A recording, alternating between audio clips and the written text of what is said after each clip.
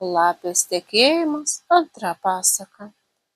Pasimirus seniui Lapinui atėjo pirštis vilkas, pasibeldė ir katė, ponios Lapės tarnaitė, atidarė duris. Vilkas pasisveikino ir sako: "Labą dieną, miela katyte, ką gero čia viena veiki?" Katė atsakė: "Trupinu ragaišį pieną, gal tu nori paragauti?"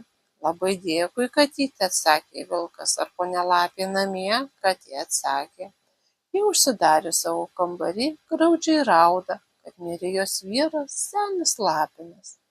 Vilkas atsiliepė: "Jei ji nori kito vyro, tegul čia ateina." Katė nubėgo, pasibeldė į poniai Lapei ir pranešė, kas atėjo pirštis. Lapė paklausė, ar jaunikis turi raudonas kelnes ir smailų snukelį. "Ne," atsakė katė, "tai jis man netinka." Pavarius vilką, tuojau po vienas kito ėjo šuva, briedis, kiškis, lokys, liūtas ir kiti miško žvėrys, bet jiems visiems trūko bent vienos iš jų gerų ypatybių, kur turėjo senis Lapinas, ir katė kiekvieną kartą liepė jaunikiui kraustytis atgal. Į galą atėjo jaunas Lapinas, našlė paklausė, ar jaunikis turi raudonas kelnes, ar jis turi smailų snukelį.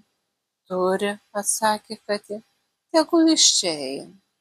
Tarė ponia Lapė ir liepė tarnaitei taisyti vestuves. "Iššluok pirkią, išmesk pro langą seną Lapiną, atnešk keletą riebių pelių, tu sprogai jas viena, man jokios nedavei."